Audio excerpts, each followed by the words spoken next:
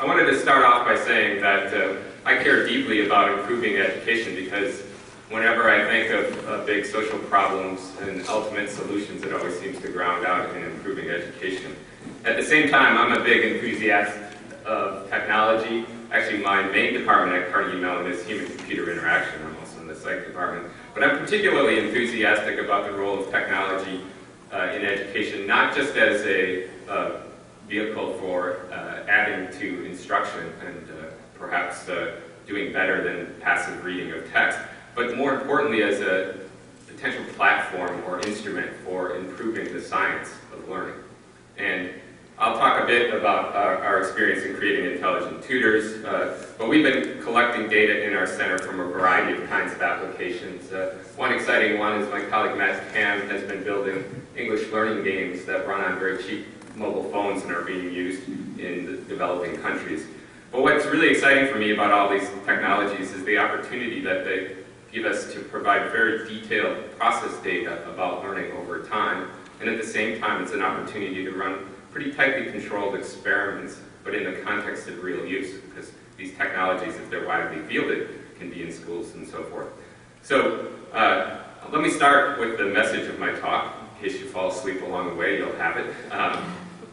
It is to better bridge the science-practice chasm. The first thing I think that's important is that we need to acknowledge the complexity of the challenge. And I guess maybe more importantly, as educational psychologists, try to get it across to the rest of the world that there's a lot more going on to learning than what we're consciously aware of. And I'll try to emphasize that point along the way. I'm going to be talking about our CLI framework, the KLI framework. We pronounce the I with the European pronunciation, CLI framework. It just came out in Cognitive Science in the July issue, so I'm excited to have it out there. In that paper, we present a framework that involves analyzing this complex topic in terms of taxonomies of knowledge, learning, and instruction towards particularly thinking about the dependencies between those three things, and in particular to help us resolve some of the fundamental debates that occur when we look at paradigmatic research and different instructional principles and help to produce better practices. I'm going to emphasize doing research in the field and as much as possible across domains, and the idea here is that we can be advancing theory and practice in tandem by doing field-based basic research. In reflecting on why results of psychology of learning have had little impact in schools, and by the way, you could argue with me about whether you think that's a true claim or not, but I do think that there are some real problems that we face, and I think we do a great job in psychology in general with internal validity, but often not enough work is done with external and ecological validity. I think we have a kind of incentive structure that pushes against replication, and replication is really critical if we want to find results that are going to be robust enough to make it into the real world. I think we sometimes overextend our results from one or two or a few lab studies to think they're going to be general for all other kinds of things, and particularly in cases where the content has been kind of stripped away of any of the real world detail. Related to that is the notion that sometimes great results may be often replicated across many different domains in the lab, may still nevertheless transfer to a school situation. Another issue is maybe our results aren't quite as novel as we think they are, or maybe they are, but the practitioners don't see them as novel, and I'll give an example of that later on. Poor implementation has plagued a lot of the recent big randomized field trials. Sometimes there's issues of school culture rejecting the new idea or appropriating it back, essentially to be pretty much the same as standard practices. Another issue is sometimes inadequate training of teachers or school administrators in being involved. And then kind of at a more general level, I think we really need more practice-relevant theory. So I'm going to come back to where the center stands with trying to address some of these issues, but I first wanted to say a little bit about our history of applying cognitive psychology through the creation of these cognitive tutors. And we've done this particularly in high school and middle school mathematics. The work was based on John Anderson's ACT-R theory of cognition and involves building cognitive models of student learning. learning and implementing them in systems that have some artificial intelligence characteristics, such that students can get individualized help. It's been widely disseminated through a company we founded in 1998. About 3,000 schools across the country, about more than 500,000 students, roughly about 2 days a week are working for about 80 minutes a week with these technologies. I should point out that we designed the full course, not just the technology materials, but also the textbook and teacher training materials. And that whole package, I think, was quite critical to its widespread adoption. Just to give you a quick sense for what this is like, there's many activities throughout the semester. Some of them are more focused, kind of drill-like activities, but many of them are broader problem-solving activities, like this one, which involves students reading a problem scenario and then working out some models in various representations, tables and graphs, and there's an equation solver tool here as well. So this scenario in particular is asking students to compare their current cell phone plan with a new one, and as you notice, there's different fixed per month charges here and per minute charges, and one of the key questions here is when do the two charging structures cross over, and students work out that problem by working in these various representational tools. Here they're building a kind of table or spreadsheet. They're identifying relevant quantities here, so there's some conceptual work done. There are units, and then as in a spreadsheet, writing algebraic expressions to indicate the mathematical relations going on. And here you see an example of a student who's entered an expression that's approximately correct, and the intelligent tutor recognizes that and is able to give immediate feedback that points out that they've missed the fixed part of the charge there. And if the student's stuck, they can request a hint from the tutor, and this model is capable of computing all the reasonable solutions, different strategies, and so forth that students could apply. So it picks one of those to use to generate a hint and then produces a hint message for what the student can do next. So in addition to that kind of context-sensitive selection of relevant instruction, another mechanism that is present in these tutors, which if you expanded this skills bar here, you would see a representation of the system's evolving model of what the student knows and doesn't know. And that's used then to select activities to pace the course in a way that students who need more help get more help, and students who are moving more quickly are able to move more quickly. Students who need more help get it in the areas that they demonstrated need. We've done lots of evaluations. There have been third parties who've done evaluations over the years. They've been mostly positive, couple null results. This is data from one of the early studies we did, which was a quasi-experiment comparing treatment classes against control classes at similar schools in the Pittsburgh city school districts. We did multiple dependent measures, standardized tests, multiple choice items of kind of basic skills, but we also developed items that were getting at more real-world problem solving and students' understanding of multiple representations. And we had really big effects on those, but statistically reliable effects across the board. So there's much more to that story. I think you could say it's a pretty good success in terms of footprint, in terms of pretty reasonable results. But I would posit that we're not done. There are issues here, like the student achievement is still not a deal. If you may have noticed the y-axis there, that was percent correct.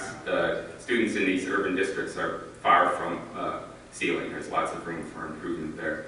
Another issue is, as I mentioned, some of these studies were quasi-experiments. Actually, some were true experiments, including same teacher controls. There have been a couple null results.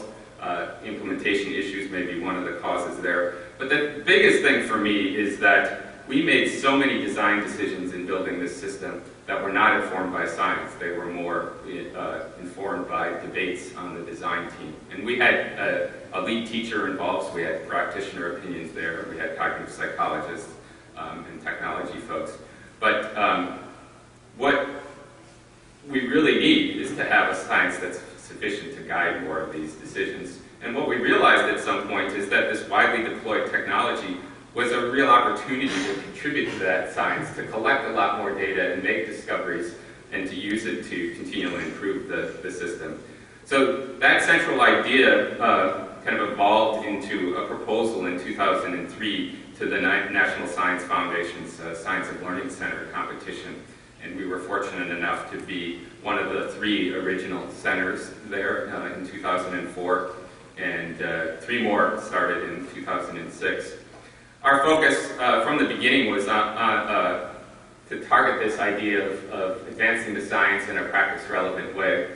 I would say that even today, one of the big indicators that there's still a real chasm here is if you look across all the randomized trials that the Department of Ed has funded over the past 5 or 10 years, the hit rate's pretty darn low, and the modal outcome is null.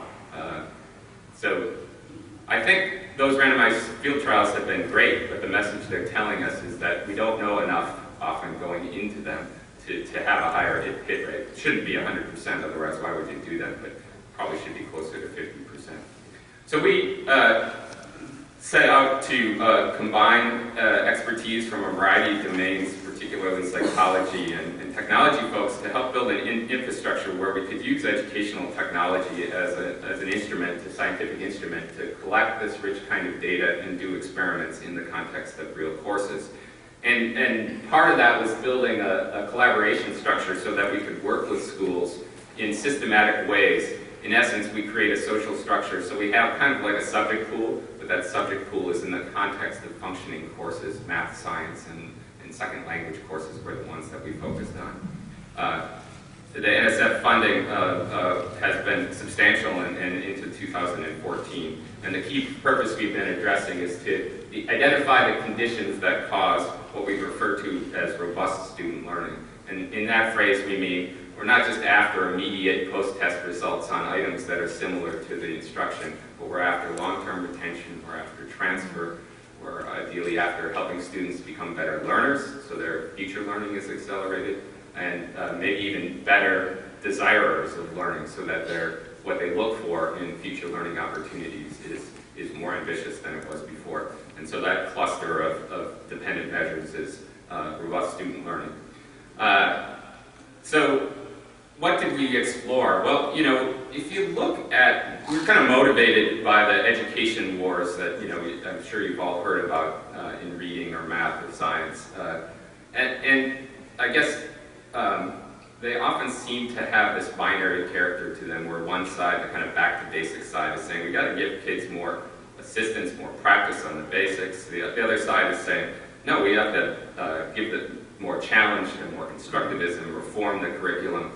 But, you know, 2 choices, is it really that? You know, even if we look at research, like some of these documents here, we often get caught in binary oppositions. And I guess as researchers, we just produce a lot more than one big grand one. But they all seem to have, at some level, this character of contrasting situations where more assistance is being provided against situations where assistance is backed off and there's more challenge. These kinds of dimensions of variation have been extracted from various documents. How people learn is not shown here, but that was one key one in the founding of this. This nice book by Ruth Clark and Richard Mayer on e-learning and the science of instruction has some 13 or so such principles. This was a practice guide called Organizing in Instruction to Improve Student Learning. And it was led by Hal Pashler and had a number of psychologists on that panel and some educators. I was one of the folks on it. I'm going to come back to that in a second because it's been both an output of some of our work but also a key inspiration. So you might have noticed the italicized bold items here. This is a rough characterization of where the literature seems to lie on some of these dimensions.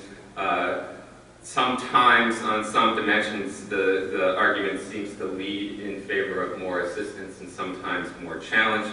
There are certainly dimensions in which the debates continue to rage.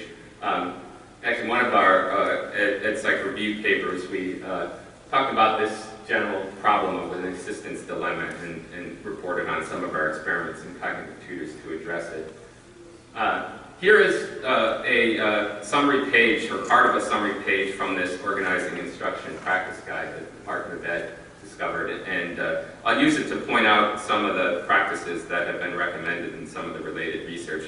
One thing I want to highlight is that if you look at the level of evidence, the panel was very honest about the state of the evidence, and these low and moderates actually tend to come from situations where there may be lots of laboratory results, but not enough cross-domain and school-level results for the panel to say that the level of evidence was strong. In all cases, these recommendations come with loads of evidence, otherwise they wouldn't be in here at all. But in many cases, it's mostly, or in some cases, it's mostly laboratory evidence.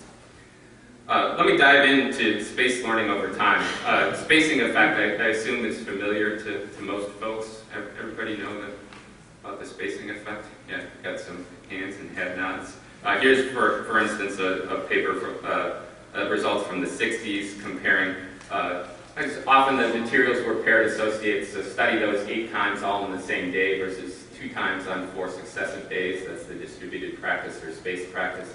If you just look at 1 day delay, masked does better than distributed, but if you wait a week later, now distributed is much better than masked. The forgetting rate is much higher in the masked situation than it is in the distributed situation. So this delayed test is an example of a robust learning assessment, and we see more robust learning here produced by spaced practice, which is really a more challenging condition. Actually, when you ask students what they thought was better, they often say masked because they feel like they learned more in the short term. So is spacing being used in practice? What do folks think about that? Do you see spacing in curriculums? No? I think a lot of scientists do say no.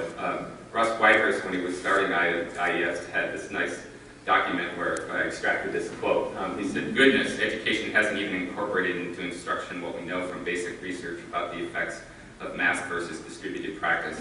And I learned about that in a psychology course I took in 1962. On the other hand, I've been to a few meetings where we brought these guides to practitioners, to teachers in schools, and I was particularly struck at one point in a meeting with a bunch of math teachers at a school who basically were going through the recommendations and saying, yeah, we do that, yeah, we do that, and I think in some cases were not understanding the recommendation at all. But in this case, I think they were right when they looked at their math curriculum. You know, math curriculums naturally build on each other, so there's a way in which the spaced practice is built into the structure of the knowledge. But there's also this idea of mixed review in many textbooks. So this is a case where maybe it is more in place than we really think. But I think one of the most critical issues in thinking about applying this principle and others is how they have dependencies on knowledge. If you are thinking of any situation which isn't facts or something like the paired associates in most studies, there becomes this difficult issue of what counts as repetition. If you're talking about a general concept or a general skill, you have to decide what's the grain size of that skill or concept that counts as a recall. Starting from the left here, you know, every problem in an algebra course is arguably an algebra problem. So are you getting repetitive practice of algebra, and can you space algebra practice? Or is that too coarse of a grain size? Probably too coarse. But you can get more and more specific, you know, down to individual items. That's probably too specific. But it turns out, you know, if you look at this closely, it's really not obvious where in that spectrum of generalization is the right grain size. So I'll come back to that topic, but I wanted to address this issue of are there just 2 choices, and play out for you first the notion that in most of these dimensions there's often intermediate choices, usually more than 1, but at least 3 choices. Like you can gradually widen the spacing of instruction, and actually there have been a number of experiments that show that's probably the best of these 3 options, that for novices on more difficult content you want the spacing to be reasonably short, but you should expand the spacing as expertise is developed in a particular piece of content or component of knowledge. But each of those dimensions is, for the most part, able to be combined with the other ones. So we can combine how much study versus testing on problems you do with any one of these other choices, so that now you have 9 different possibilities of instruction. And you can keep going for other dimensions. How concrete or abstract are they? Examples or tasks, or should we mix concrete and abstract? how immediate or delayed is the feedback, how interleaved or blocked is the structuring of the problems, how much is the teacher explaining versus the students providing explanations. And you can apply these to every one of these branches, and it's really a huge combinatoric space. And if you furthermore consider the fact that in many of these paradigms of research, the results often differ when you're talking about early learners versus later learners. So you essentially have at least two different time points to make this decision. So if you do the combinatorics, we don't get two options. If you have 15 principles, which is probably an underestimate, you get about 200 trillion possible options. So the message here isn't we have to do all these experiments. The message here is we need a science that can help us better understand what's going to work in this highly complex space. So we've been exploring in this space, particularly at the high school, middle school, and college levels in areas of math, science, and second language in the Pittsburgh Science and Learning Center. We've been doing these studies we call in vivo experiments, which are embedded in the context of real classrooms and typically involving applications of educational technology. We provide our researchers, which have been on the order of 200-some folks across the country. Sometimes they get involved through our summer schools and so forth, with various tools for authoring these experiments and for doing analysis of them. This in vivo experiment methodology is kind of a bridge between the laboratory experiment and design research, which is an approach that a lot of educators use, where they're trying out some kind of instructional solution in a school setting, typically without a control condition, but kind of to engineer what's working. And this has a lot of merit in terms of the kind of ethnography of understanding what is going on in the school and what the challenges are. But it doesn't have the same ability to make causal inferences. In vivo experiments have some features of both, but we're going to be in the school rather than the lab. We'll have control conditions. The focus is going to be on changing one thing based on a scientific principle. And that contrasts with these big randomized field trials, which are also in the school and have control conditions, but typically are focused on a whole instructional solution, which means whether you win or you lose in those studies, you really don't know what it is that's causing the success or failure. So there's a nice spectrum here, and I think it's important that we do all of these kinds of studies which have different cost and different duration. An in vivo experiment lasts typically on the order of a few weeks, much longer than a typical lab experiment, not a full semester like these others. So we've done on the order of 200 such experiments in math, science, and language learning, and other domains. And we've noticed along the way that there seems to be a correlation between the complexity of the knowledge goals in the domains being addressed and the complexity of the instruction that researchers are experimenting with, and usually that produces some better learning. So I've arranged down here, this isn't all 200 studies, but some of the content goals of various studies we've done, sometimes more focused on fact learning like Chinese vocabulary, sometimes more rules, I mean in the sense of implicit patterns of generalized behavior, schemas, or concepts, versus principles which would be more articulated knowledge. At the same time, on this other dimension, I have the various instructional principles that the experimenters have focused on, some of which are getting at enhancing memory and fluency, some are getting at helping students induce and refine generalizations of their knowledge, and some are getting at more language-based understanding and sense-making. The plus signs here are positive results of studies that have been done. Not all the combinations have been tried.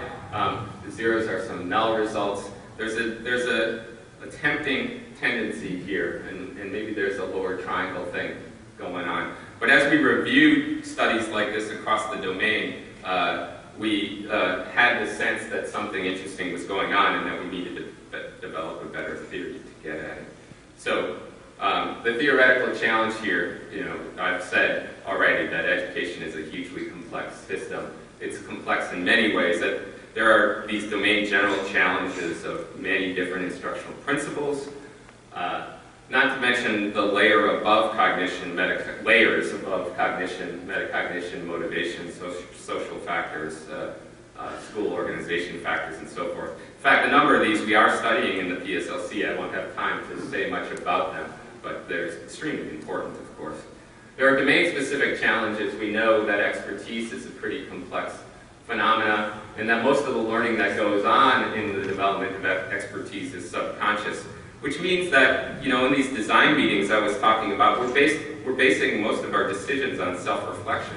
And if we can't really self-reflect on much of our learning, we may be making faulty instructional design decisions. So we built this CLE framework as a conceptual foundation to address this challenge, and in particular wanted to take insights from educational psychology that are both about domain-specific investigations and domain general and better integrate them. Part of that involves being more clear about the kinds of things we care about. We care about instruction, which is not the same as learning. We care about learning outcomes. We call those knowledge components. We use assessment to observe those things. So the circle here are observable things.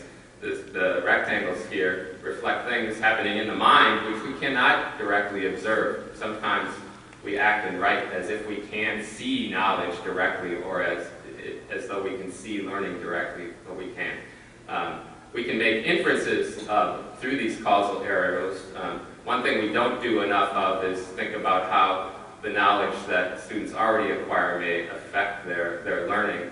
Particularly in lab experiments, we try to strip away a lot of content. This arrow kind of gets lost. I think that's really important. But I want to dig in a little bit into our knowledge taxonomy to give you a sense for that. So we define in this paper knowledge components as an acquired unit of cognitive function or structure that can be inferred from performance on a set of related tasks. And we mean knowledge in a broad sense, not in a kind of Bloom's taxonomy sense of just facts or things you can say you know, but we mean it in the broad sense of a knowledge base of intellectual capabilities, including many of these things, even habits of mind and learning and thinking skills are potential components of knowledge that can be inferred from performance on related tasks. It might even include more permanent changes in motivational beliefs and dispositions, like if I can get a student to start believing that hard work pays off. In that sense, that fits this definition. It definitely does not include aspects of the fixed cognitive architecture or transient states of cognition or of affect. The key claim here is that intellectual plasticity can be kind of analyzed in terms of components, and we want to use that idea to dig in. One of the inspirations for this goes to early work we did in building this algebra tutor. I was interested in why students seem to have so much trouble with story problems in algebra class, and I designed a whole set of items that were matched in their mathematical content. All these have the same numbers here and the same mathematical operations, but were different in terms of whether there was a story context, whether they were expressed in English but without a story context, or whether they were expressed symbolically as an equation. So we created a bunch of these triples and distributed them on different test forms, and then gave them out as quizzes in the classroom. And the question is, where do students show the biggest difficulty, have the lowest percent correct? Any thoughts on that? Who thinks story problem? Who thinks word problem? Who thinks equation? Got one. Who doesn't raise their hand when they're asked? I thought story problem and designed this to understand how much harder it is and in what ways. But what we actually found was that the students did worse on the equations.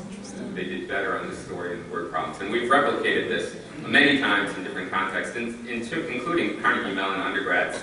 It's like 98% correct on the stories and 92% on the equations, but the same relationship is there. And it's for these simpler algebra problems. And it turns out, of course, that they're not using equations, because many students solve these problems without using equations. And it's also the case that a lot of their difficulty with equations can be explained in terms of thinking about that symbolic sentence is a kind of foreign language. Algebra is kind of a foreign language.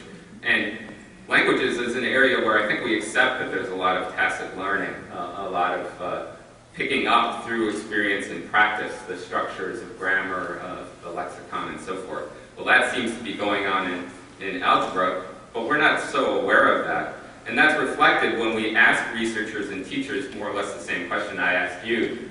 Very few of them rank the equations as the hardest, and in fact, we split teachers up into the high school teachers teaching algebra. They're the least likely to say that the equations are going to be hardest. The equations are easy for them, right? They've been through this process of acquiring the second language of algebra, but somehow do not have awareness of all the difficulties that essentially the brain overcame to become experts in that area. We call this expert blind spot. I think it is very suggestive of the need to have data to understand the details of the domain. You cannot see knowledge directly, and in fact, much of what you know in terms of your performance capabilities, you don't know what you know. So there are techniques out there like cognitive task analysis to get at this, structured interviews, think alouds of experts and novices. What I just illustrated is an instance of a difficulty factors assessment. And we've been increasingly using educational technology to do a form of cognitive task analysis. This can be very powerful. Richard Clark and colleagues have published a number of relevant studies in a number of interesting domains and an interesting meta-analysis suggesting that if you modify what's already in practice business as usual instruction through cognitive task analysis, you can have huge effects. In this meta-analysis, they report a 1.7 effect size. Really powerful, and I think it's because of this issue of experts who are teaching these courses aren't able to tap into what they really know. We need to get at that through data, through inferring knowledge components, cases, from repeated assessment events over time. And our technology provides a great way to do that. So we can collect data that can be used to create learning curves where what I have here on the x-axis is the opportunity to practice some skill or competence, display knowledge of some concept. And on the y-axis is the average error rate across all the students who are being asked to display competence over time. And this learning curve with error rate should go down, right? Just like this. So that's real data from a unit on geometry area, where we're counting as opportunities every chance to do a geometry area problem. Is this the right grain size of analysis? Going back to the point I was making about spacing, what's the level at which something counts as a repetition? If you think about geometry or even geometry area as a kind of faculty or a muscle in your head that you're going to exercise and get better at, its data suggests it just doesn't work that way. There are specific things that you're learning. This, for instance, bump here is when roughly most of the students are starting to first experience problems involving trapezoid area, which is substantially harder than triangle area problems.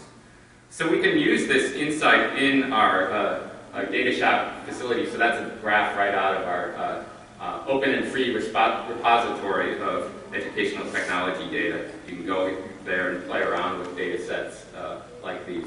And what we've done here is selected a model of knowledge where there's just one component, and we don't see a learning curve.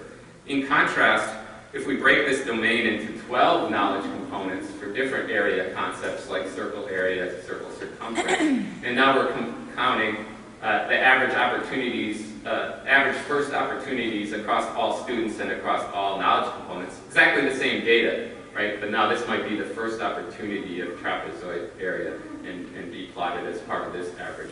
Now we see a smooth learning curve. The red's the data, the blue's a statistical models, a kind of a growth model generalization of item response theory. The upshot here is we can use data like this to do cognitive task analysis to make discoveries about the grain size at which transfer is occurring for students.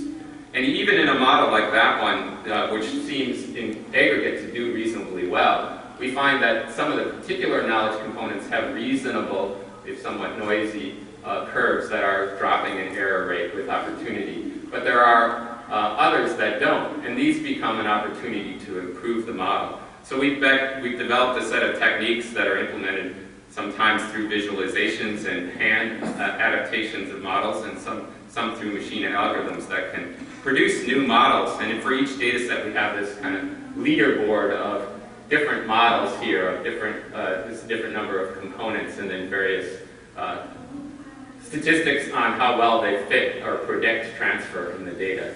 In this case, the best model has about 18 components, not 12. So we've applied this thing to, I guess there's 350 some data sets in the data shop in math, science, and language learning, from tutors, from online courses, from game data, and have recently published an article that has an automated method for aiding cognitive analysts in doing this. So that's an illustration of direct effects on improving instruction of cognitive task analysis. But it's also important to understand how getting a good sense of the domain-specific cognitive issues helps us do a better job of selecting domain general principles. There's a dependency between the two. And to get at that dependency, as I said earlier, observed that there's variability in the complexity of different kinds of knowledge components. So this taxonomy has various dimensions that we use to categorize different kinds of knowledge components. So here we have a Chinese vocabulary knowledge component that Lao Shi is the Chinese pinyin for the English word teacher. That's a constant relationship, nonverbal connection. There's no underlying rationale. It's a relatively simple knowledge component. Here's a variable constant relationship. This is an English article rule. Again, it's probably implicit knowledge. Here's a variable relationship that may be either a nonverbal skill or a verbal principle. It has an underlying rationale. And arguably, we see more complex to less complex here in terms of the description of the knowledge. But empirically, if we graph the learning curves, in this case we're doing correct performance time, we see that the arguably more complex knowledge components, this principle here, indeed are taking longer for students to execute. The rules here are less complex. The facts, in this sense, are simplest. So the key notion here is that this complexity implies a complexity of learning associated with it, right? So that we turn to the learning event part of the taxonomy to get at that. We can relate here the different levels of complexity of knowledge components to different kinds of learning processes. Facts require mostly memory. No generalization is needed because they're not generalizations, and there's really nothing to explain in arbitrary associations, which facts often are. For rules, we do need to induce and generalize and maybe refine our knowledge over time with feedback on errors. We may still need to remember, but the primary new demand is in generalization. For principles, we need to understand. We need to engage in verbal sense-making and so forth. So here's this invited association and explanation for why it may occur. As knowledge demands get more complex, different learning processes are evoked, and different kinds of instructional methods are in turn going to be optimal in those situations. So I want to illustrate that by showing how two actually very different paradigms of research. One's actually more in the psychology world and psychology departments than desirable difficulties is a phrase that goes with it. The other, cognitive load theory, is a paradigm and theory more in ed psych and schools of ed, and probably more in Europe, but also somewhat in the US. Desirable difficulties is a phrase Bob Bjork at UCLA has used to describe how things like spacing and delayed feedback and asking students to actively recall to test their knowledge increase difficulties during training, but then have long-term benefits. In contrast, other researchers have advocated that we have instructional methods that reduce cognitive load, that provide more assistance through well-designed multimedia or through the use of worked examples. And these have this, greater assistance versus more challenge or less assistance kind of character to them. But these two in particular, as I started to reflect on them, it occurred to me that they're maybe in conflict. So as I told you, I was part of this panel that helped write this 2007 practice guide, and we had recommendations both about work examples and about quizzing or the testing effect in this. But it didn't occur to me until afterwards that in some ways these two principles are in conflict. Let me characterize that. So think about how we can vary instruction from the instructor's perspective, where we're giving higher versus lower assistance. We're giving information versus eliciting. And from the student point of view, when we give, that's a study trial, it's a low difficulty or lower cognitive load. A test or problem-solving activity requires students to do, and it's higher difficulty and higher load. And if we take something like a testing effect study that might involve paired associates, my Lao Shi's teacher example, a study trial has some kind of stem or question and some kind of response, where a test trial just has the question without the response, and the student is to produce that response. In the worked example literature, it's similar. An example has a question and then an example solution. This is solving for A in this literal equation, whereas a problem just has the question and no answer. So the mapping, I hope, is clear, but the results are quite different. In the literature on the testing effect, we see evidence that eliciting and having students do more doing, almost exclusively testing. And if you give feedback, you don't even need this initial study trial in these paradigms. You get better effects of that. On the other hand, if you only do problems in the form of testing, you get much worse performance in this paradigm than if you do a lot of work examples. This isn't just one or two in the lecture, but this is integrating work examples into the practice. Very unlike what happens in the math and science classroom today, where we usually get a homework assignment that's all problems. So the CLE framework provides a way of explaining this discrepancy. It turns out that almost all of the content in this testing effect literature is on more of these constant kind of relationships, these facts, mostly in humanities domains. And those demand memory as the primary learning process. And in that case, eliciting, testing my memory, exercising my recall, is the primary way to optimize instruction. And having students study doesn't help much. It actually takes away from the opportunity to exercise recall.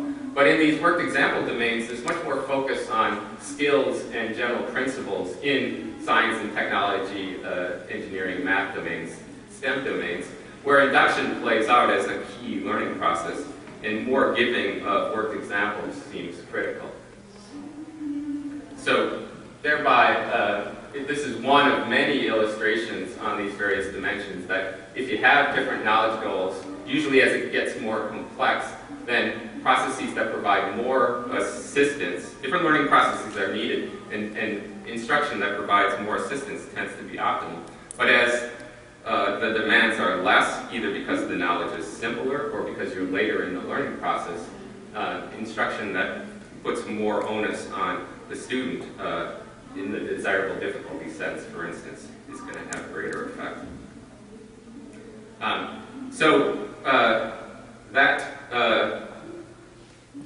That kind of story is what we've been elaborating in the CLE framework. There's a taxonomy of instructional principles as well. I want to come to some wrapping up here now by giving an example of a project that's kind of put it all together. One in which there's been use of cognitive task analysis to do domain-specific knowledge analysis and application of domain general instructional principles, and having a pretty dramatic effect in enhancing learning.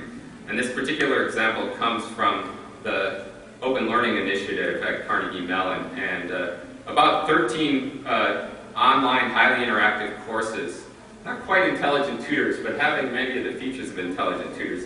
They've been created for introductory topics at the college level through this project that I've been sort of advising and involved in from the start. And one of these projects, Marshall Lovett's been a key player in this from the cognitive psychology point of view, has been building this stat tutor. And I picked this not only because of its good results, because I imagine some of you teach stats or have students who need to learn it, and send them here. It's an open It's an open website. They can learn stats. You can even adopt the course to be used in your context. There's all kinds of great reporting tools. So the feedback not only goes to students, but it also goes to the professors. Actually, one of the things that I think is really powerful about the results I'll show you comes from the fact that teachers are adapting their instruction based on the feedback reports that they're getting from the system. So students solve data analysis problems with feedback and as needed hints.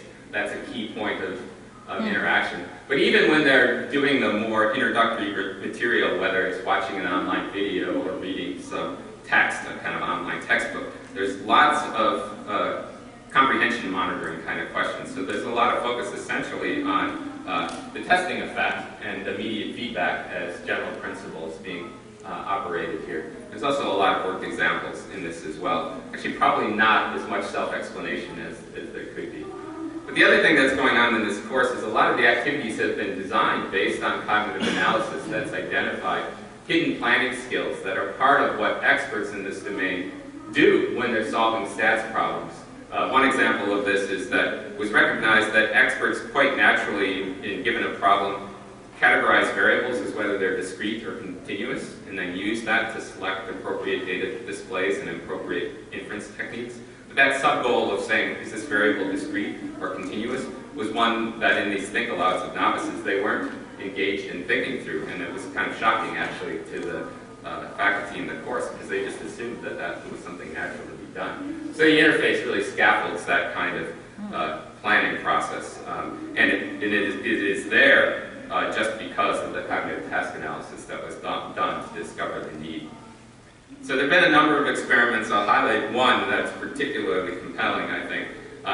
This contrasted the traditional semester-long college course in which students spend about 100 hours in and out of class on activities.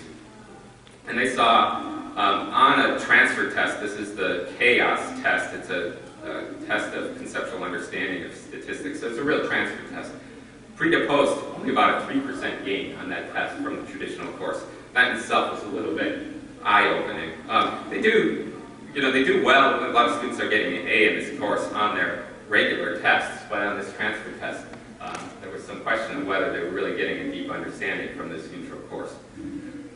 Applying the cognitive science produced a more adaptive, data-driven course. In this experiment, they decided to employ that course in half a semester. The structure of class meetings differed. There's more of this flipped classroom idea you may have heard of, where students are doing activities before coming to class, and then the class discussions really focus on gaps in their knowledge. So spend half the time in this condition. The instruction is much more efficient, focused, interactive, and they got an 18% pre to post learning gain on this chaos test. Actually, a couple months ago, an independent study, the stats tutor, came out led by Bill Bowen, former president of Princeton, ran this study, and so I think across 6 campuses used the stat tutor and reported real efficiency gains from it.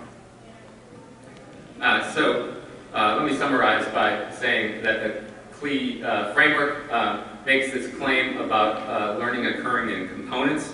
If you don't get components, what you see does not look like learning. Intelligence doesn't improve generically, it improves through these component improvements. These knowledge components vary in their kind and their complexity, and different kinds of knowledge components require different kinds of mechanisms. And then further, that means that different instructional choices will be suggested depending on the complexity of the knowledge goals needed. Complex instruction methods are not going to do well for simple knowledge, and we have some interesting examples of where we've tried things like prompting self-explanation for learning English article rules, and it actually hurt learning efficiency rather than helped it.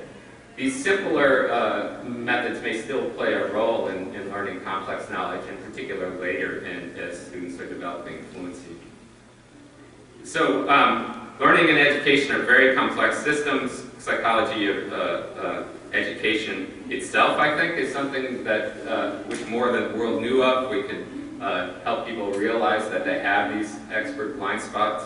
I think one implication of this complexity is that we have lots of work to do, which I think that's good news, not bad news, because we have many things that can lead to greater improvements. You had a question? Yes, going back to your thought about the intellectual tutor, what do you do with students who have failed 2 and 3 and 4 years in the schools? And we have covered the one that failed for 9 straight years. And they've lost their self-efficacy. They have no belief that they can actually do the work. How does the intelligent tutor help the student to regenerate or rebuild, as maybe I would say, rebuild their self-efficacy, and then teach them the skills they need to get back up to where they are? Well, I think that's a great question. I think there are different reasons that a student might be in that situation. If it goes to issues of family support, for instance, cognitive measures may do little good.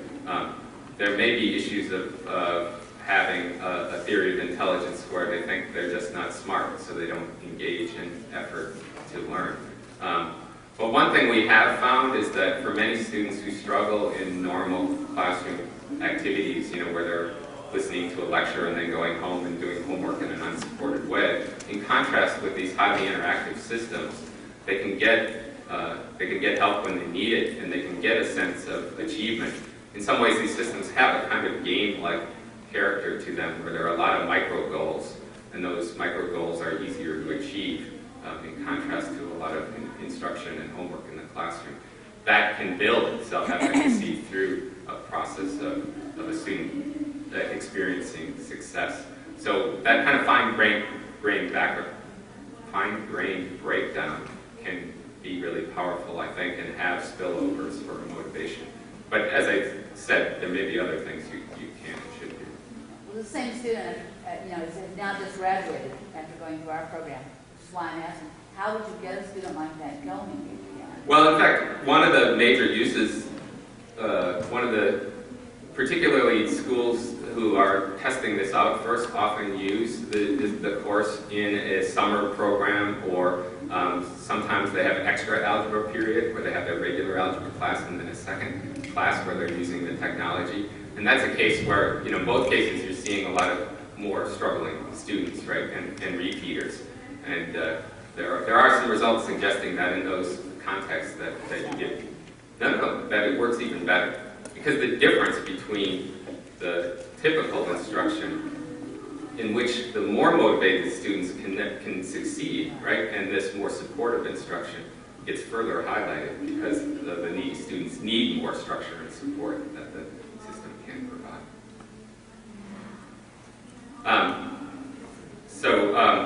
Let me just finish the conclusions, and I'll happy to take more questions here. We see an opportunity for educational psychologists and others to use educational technology to do essentially basic research at scale. And by the way, when I say others, there are lots of other disciplines getting into this game, particularly in the past year or two, computer science. I don't know if folks have heard about these massively open online courses like the Stanford AI course, where they had 100,000 students enrolled in that course. Maybe only 10,000 finished, but 10,000 finishing a course is a big number. And these and other efforts have been optimizing those courses through data collection. They're getting into this game pretty naively, I would say. But there's an opportunity for us to engage in collaborations with those kind of folks. And I think collaboration is critical. I would love to see a day where our schools and universities and developers see educational psychology research as part of what they do as a standard part of their practice. We achieved that to some extent with the collaboration with Carnegie Learning. But it's tough, but I think the opportunities are great because you can, in tandem, improve courses and course materials and make discoveries at the same time. Interdisciplinary teams are critical, and I'll point you to a session Sharon Carver is involved tomorrow morning that relates to preparing psychologists for interdisciplinary teams, and in particular, she's on a panel involving education research. So thank you very much, and I'd be happy to take questions.